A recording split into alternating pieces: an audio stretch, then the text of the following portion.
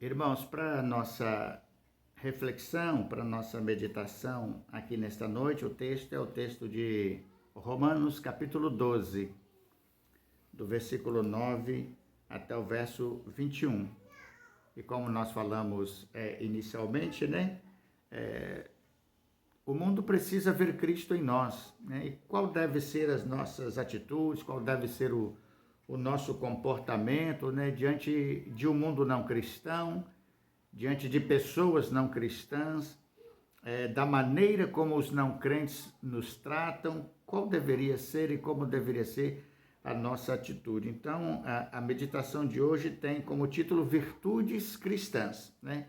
E estas coisas a gente realmente só vai encontrar num cristão, num crente, num servo do Senhor. Aquilo que está registrado aqui pelo apóstolo Paulo em Romanos capítulo 12, a partir do versículo 9 até o verso 21. Todas estas orientações de Paulo, todas estas palavras aqui de Paulo, irmãos, é uma palavra direcionada à igreja, aos crentes, dizendo qual deve ser e como deve ser o nosso comportamento e a nossa atitude diante da forma com que o mundo venha nos tratar a igreja, tratar o crente, não é? E agindo desta forma, nós estaremos revelando as virtudes que há em nós, as virtudes cristãs que há em nós, e estas virtudes têm o poder de produzir nas pessoas, inclusive, arrependimento e salvação, porque eles se espelham naquilo que nós fazemos para dar ouvidos ao Evangelho de nosso Senhor. Estas coisas não serão encontradas em pessoas que não são cristãs. Por exemplo, comecemos aqui, a partir do versículo 9, a orientação do apóstolo. O amor seja sem hipocrisia. Detestai o mal, apegando-vos ao bem. Amai-vos cordialmente uns aos outros, com amor fraternal, preferindo-vos em honra uns aos outros. No zelo não sejais remissos, sede fervorosos de espírito, servindo ao Senhor. Regozijai-vos na esperança, sede pacientes na tribulação, na oração perseverantes. Compartilhai as necessidades dos santos, praticai a hospitalidade, abençoai os que vos perseguem, abençoai e não amaldiçoeis. Alegrai-vos com os que se alegram e chorai com os que choram. Tende o mesmo sentimento uns para com os outros. Em lugar de seres orgulhosos, condescendei com o que é humilde. Não sejais sábios aos vossos próprios olhos.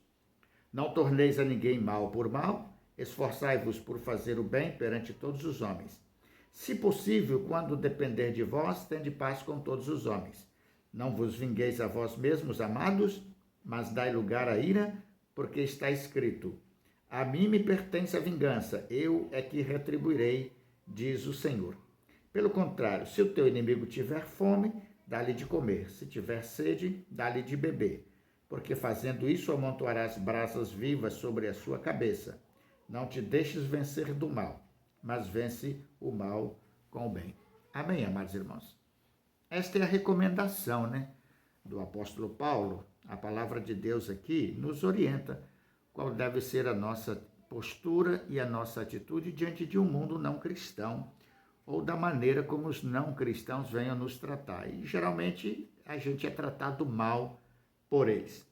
Mas nós temos o mandamento do Senhor que nós devemos amar uns aos outros e devemos amar o nosso próximo. Orientação do Senhor. Portanto, essa capacidade, irmãos, de amar, inclusive os inimigos, amar aqueles que nos fazem o mal, amar aqueles que nos querem o mal, né, e que desejam o mal contra nós, é um atributo da presença de Deus em nós, né? É algo que vem do Senhor. Não é uma coisa normal e natural numa pessoa sem Cristo Jesus. Por isso que o tema é virtudes cristãs. Verso 9. O amor deve ser sem hipocrisia, né? A gente deve amar o próximo, amar os irmãos, amar uns aos outros e amar aqueles que nos querem o mal, mas a Bíblia recomenda que esse amor deve ser um amor sem hipocrisia. Ele tem que ser um amor genuíno, um amor verdadeiro.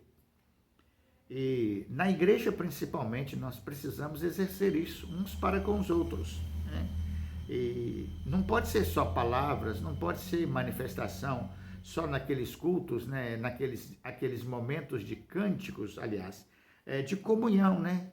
eu te amo com o amor de Jesus, e depois que termina o cântico, não há uma manifestação deste amor na convivência do dia a dia, no contato com as pessoas. Então, a recomendação da palavra de Deus é que a gente deve amar e que esse amor ele seja sem hipocrisia, porque se ele não for genuíno, verdadeiro, ele não é amor. A recomendação também é que nós devemos detestar o mal de toda espécie, de qualquer natureza, nós devemos rejeitar o mal. Em toda situação, nós devemos detestar o mal. Então, o desejo de maldade, o pensamento de maldade ou a atitude de maldade, de mal, não deve fazer parte da nossa vida. Não deve fazer parte das nossas palavras, dos nossos comportamentos, da nossa atitude. A recomendação bíblica é que esta prática do mal deve ser uma coisa detestada por nós. E, no lugar disso, nós devemos nos apegar à prática do bem. Bom, também diz o verso 10, amai-vos cordialmente uns aos outros com amor fraternal, preferindo-vos em honra uns aos outros, né? Amor fraternal e com cordialidade, né? Está relacionado aqui com o bom trato, né? Com a maneira educada de proceder, a maneira educada de agir com os nossos irmãos e de agir uns com os outros. É a recomendação da palavra do Senhor. E honrar os outros, né? Dar honra aos outros. Também digo aos irmãos que é uma tarefa que a gente só faz pela direção do Senhor, porque, humanamente falando, o pecado que habita em nós nos tira isto, né? De dar a honra a quem quer que seja, né? Ainda que a pessoa esteja errada, todavia você deve honrá-lo, diz a palavra de nosso Deus. O texto continua dizendo, no zelo, a gente não deve ser remisso, né? Por exemplo, a gente precisa ter zelo com as coisas de Deus, a gente precisa ter zelo com as coisas espirituais, a gente precisa ter zelo com a nossa vida espiritual. Olha bem, irmãos, se a gente é negligente com a nossa vida espiritual, por que é que Deus deveria ser zeloso conosco se a gente não é? Não é? Por quê? Porque Deus deveria agir com paciência conosco se nós não somos, com ninguém? Por que a gente espera que Deus nos perdoe se a gente não perdoa os erros de ninguém? Por que a gente quer que Deus nos ame se a gente não ama ninguém? Então a gente precisa ser zeloso, né? Zeloso com a nossa vida, zeloso com a nossa conduta, zeloso com as nossas atitudes, zeloso com os nossos pensamentos, porque, irmãos, os nossos pensamentos é uma área tremendamente atacada pelo maligno. E a gente precisa vigiar a nossa mente, vigiar os nossos pensamentos e vigiar também os nossos sentimentos. Eles podem nos conduzir ao erro, eles podem nos conduzir ao pecado, eles podem nos conduzir à desobediência à palavra de Deus. Precisamos vigiar, porque de dentro de nós saem as coisas ruins que estão lá armazenadas, guardadas, bem como também as coisas boas, e deveria sair somente as coisas boas. Então a gente deve ser zeloso, né? E não sejais remisso no zelo. Sede fervorosos de espírito, recomendação. O crente precisa ser fervoroso na sua fé, fervoroso no seu louvor, fervoroso na sua adoração a Deus, né? Fervoroso na oração, porque se a gente não ora com fervor, não louva com fervor, a gente demonstra falta de confiança no Deus que pode todas as coisas. A gente precisa confiar. E uma maneira de demonstrar confiança é sendo fervoroso nas coisas espirituais que a gente faz. Fazer tudo com confiança, com fé, com expressão de alegria e de gratidão, porque servimos a um Deus tremendo, um Deus que é poderoso, né? E ele diz que a recomendação é que nós devemos ser fervorosos em espírito, servindo ao Senhor, né? Eu postei esta semana uma reflexão em que a autora, se não me falha a memória, é uma autora, que ela fala que a gente tem um hábito de separar as coisas seculares das coisas espirituais. Quando na palavra de Deus diz, quando na palavra de Deus ele nos recomenda que a gente deve fazer tudo para a glória dele, tudo para a glória do Senhor, tudo. Tudo, tudo, tudo. Quer comais, quer bebais, quer façais qualquer outra coisa, façam tudo para a glória de Deus. Então, o trabalho profissional, o trabalho secular, a vida secular tem que ter o cuidado espiritual tão grande quanto quando eu vou a um culto, quando eu abro a Bíblia, quando eu me ponho a orar, quando eu digo que estou celebrando a Deus. Então, a minha vida precisa ser uma vida de fervor, né? Fervor no sentido de ser uma vida fervorosa espiritualmente falando, em todas as coisas, né? Em cada coisa que a gente faz, servindo ao Senhor. O verso 12 diz que a gente deve sempre se alegrar na esperança. A gente nunca pode desanimar diante dos riscos, das dificuldades, esse tempo de pandemia, né? Quantas notícias ruins, quantas notícias tristes, né? De gente que morreu, de pessoas que morreram, familiares que morreram. Mas a palavra de Deus diz que a gente deve se alegrar na esperança, sempre na esperança, sempre. Sabe, irmãos, a morte, ela é triste, mas ela é mais triste quando quem morre, morre sem Jesus.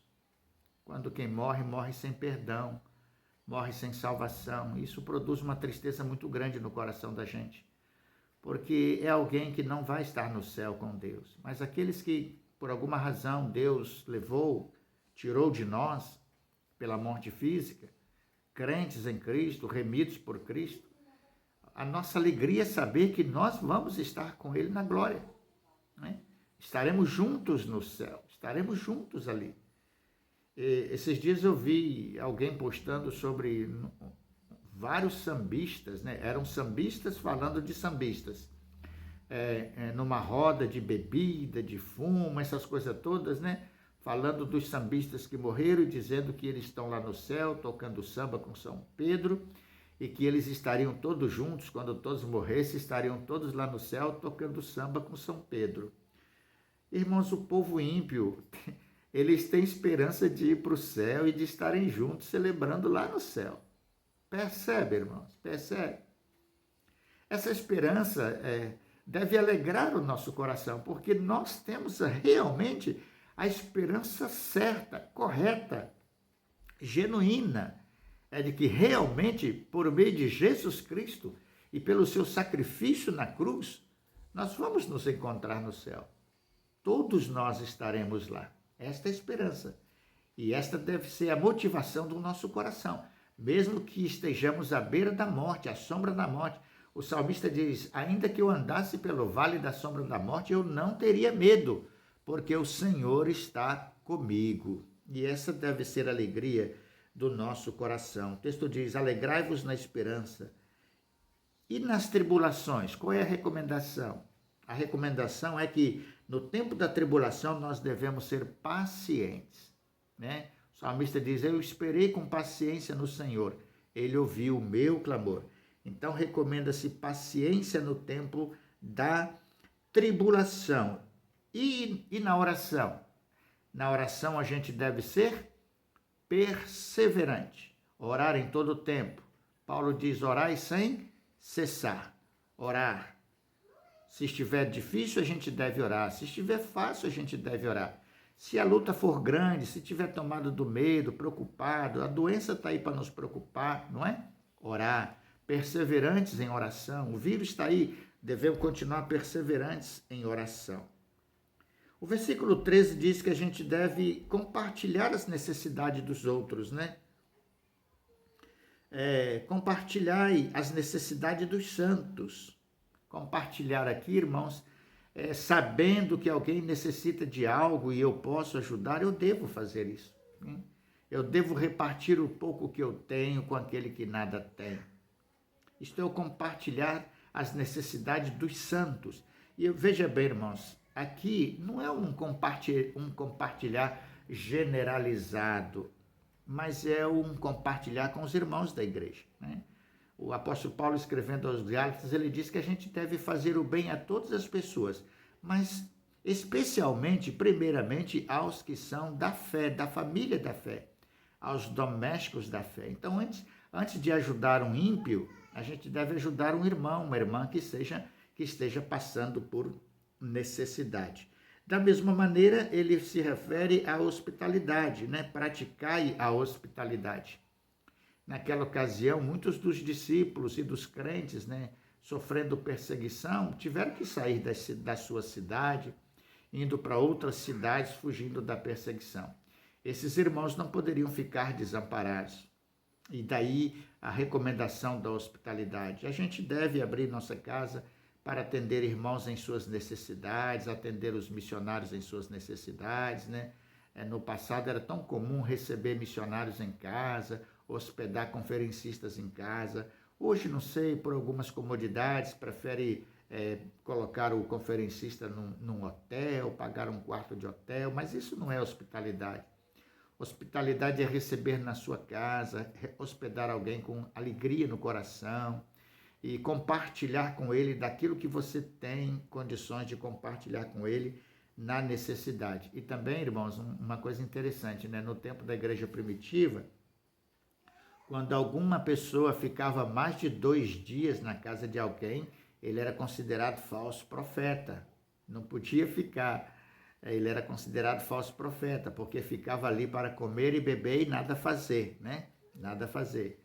Se a gente leva um conferencista para 3 dias, ele vai ficar 3 dias na casa da gente. Se depois da conferência ele quiser ficar mais uma semana, ele é folgadão, né? Não deve agir dessa maneira, não. Mas o dom da hospitalidade está relacionado nesse sentido, assim, de atender missionários e obreiros, né, que vêm, e irmãos que vêm à nossa cidade, a gente tem alegria de receber na casa da gente. Depois ele diz, abençoai os que vos perseguem, abençoai e não amaldiçoeis. A gente abençoa orando, irmãos, e a recomendação é que se tiver alguém nos fazendo grande mal, nos prejudicando, ao invés de orar a Deus para Deus fazer mal a ele, ore a Deus para Deus abençoar ele, né? Às vezes dá vontade de orar para Deus fazer mal a alguém, para Deus até matar alguém, né? Dá vontade. Mas a Bíblia diz que a gente não deve fazer esta oração, a gente deve orar para Deus abençoar. Então, é nesse sentido que diz o verso 14, abençoai os que vos perseguem, abençoai e não amaldiçoeis. O verso 15, alegrai-vos com os que se alegram e chorai com os que choram. A gente nem precisava de uma recomendação dessa, né, do Espírito Santo de Deus. Mas se o Espírito Santo de Deus nos deu essa recomendação, é para a gente não esquecer, irmãos. É muito triste quando alguém está passando por um momento de dor e tristeza, de luto, por exemplo, né? E ninguém tira tempo para chorar com ele, ninguém tira tempo para estar com ele. As pessoas, às vezes, agem com indiferença, né? E quantas pessoas nesse tempo tiveram a tristeza de ter um ente querido da família que morreu e que, às vezes, ninguém deu um telefonema, ninguém fez uma visita. Claro, nesse tempo de pandemia é complicado, não dá para visitar. Mas o vírus não passa por telefone, não é verdade? Por telefone ninguém pega o vírus. Então não custa nada alguém ligar, né, para condoer da dor e chorar com a pessoa naquele momento que ela estava sofrendo. E muita gente teve muito sofrimento, muitas dores nesse tempo da pandemia. E para quem você ligou, né? Para quantas pessoas você ligou sabendo que ela tinha perdido um ente querido? É membro da igreja. Está aí, é seu irmão, é meu irmão, é nosso irmão. Então, o texto diz, alegrai-vos com os que se alegram e chorai com os que choram. Né? Alegria de casamento, de aniversário de casamento e tantas coisas, né? A gente às vezes coloca a melhor roupa para isso, para ir naquela festa e a gente vai e alegra. Mas e na dor, e na tristeza, e no luto? Nós devemos chorar também com os que choram, diz a palavra de Deus. Tende o mesmo sentimento uns para com os outros, em lugar de seres orgulhosos e condescendei com o que é humilde. Não sejais sábios aos vossos próprios olhos. Né? A gente deve tratar todos da mesma maneira, irmãos. Todos a gente deve tratar com o mesmo carinho, com o mesmo amor, com o mesmo afeto, com o mesmo cuidado. Se for a questão de disciplina, nós devemos tratar a todos com a mesma disciplina, não dar assim, usar dois pesos e duas medidas, né, no cuidado que a gente tem que ter com as pessoas. Agir com humildade, tratar com humildade a todos.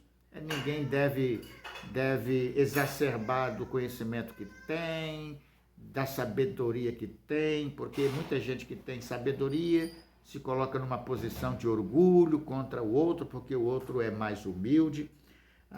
Não deve ser essa a nossa atitude, diz a palavra de Deus. Não torneis a ninguém mal por mal, esforçai-vos por fazer o bem perante todos os homens, né? Não paguemos o mal com o mal. Se alguém nos tratar mal, vamos lutar contra o sentimento de tratá-lo da mesma forma, da mesma maneira. Só pela graça de Deus é que a gente consegue, mas é possível, irmãos, é possível, né? Não torneis a ninguém mal por mal, seja ele crente, não crente, amigo, inimigo. Não pague o mal com o mal, diz a palavra de Deus, né? Esforçai-vos, se recomenda esforçar, é porque o Espírito Santo de Deus conhece a nossa natureza e sabe que a gente precisa realmente fazer força. Do contrário, a gente não vai obedecer esse mandamento. Desculpa. Se possível, quando depender de vós, tende paz com todos os homens. Se possível, por quê? Porque de repente tem alguém que não quer ter paz conosco, né? Não depende da gente, depende dele. Então, o ideal é que nós vivamos em paz com todo mundo. Mas se não for possível, porque alguém não quer viver em paz conosco, que a gente viva em paz conosco e que ele viva os problemas dele, né? Nós não podemos agir de maneira que o outro quer, como o outro quer, principalmente na prática do mal. Devemos vigiar também nesse sentido. Se possível, quando depender de vós, tende paz com todos os homens. Não vos vingueis a vós mesmos, amados, mas dai lugar à ira, porque está escrito: a mim me pertence a vingança, eu é que retribuirei, diz o Senhor. Em outra versão diz: deve dar lugar à ira de Deus, que nos julga, que julga todos. E se alguém desejar se vingar ou vingar-se de alguém, não deve fazer isso, porque já tem quem o vingue, o próprio Senhor nosso Deus vai vingar a nós, ele vai aplicar a justiça que nos é devida contra aqueles que só praticam o mal e a maldade e a malignidade contra nós. Assim diz a palavra de Deus. Então não vamos retribuir o mal com o mal, porque Deus é vingador.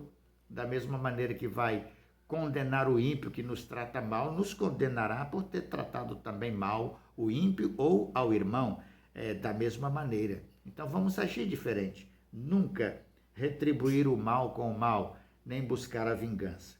Verso 20, pelo contrário, se o teu inimigo tiver fome, dá-lhe de comer. Se tiver sede, dá-lhe de beber.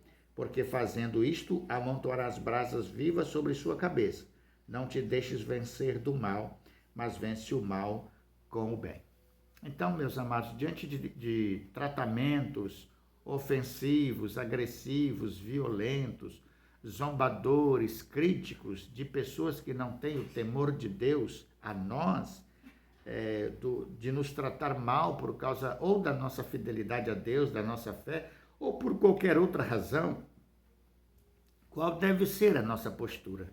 Qual deve ser a nossa atitude? São todas estas aqui recomendadas nesse capítulo a partir do versículo 9, capítulo 12, do verso 9 até o 21 de Romanos. Então, são virtudes, irmãos, que são características do cristão. Cristão que foi transformado por Deus e que tem o Espírito Santo de Deus em sua vida. Cada dia nós precisamos orar para Deus nos capacitar destas virtudes, para que o mundo creia em Cristo e veja Cristo em nós, e que o mundo saiba que Jesus Cristo está presente, porque Ele vive e habita conosco. Que Deus nos abençoe, irmãos, e abençoe cada um dos irmãos, porque grande é a luta, mas a vitória nossa está em Cristo Jesus, nosso Senhor e nosso Salvador. Amém? Deus os abençoe ricamente em nome do Senhor Jesus.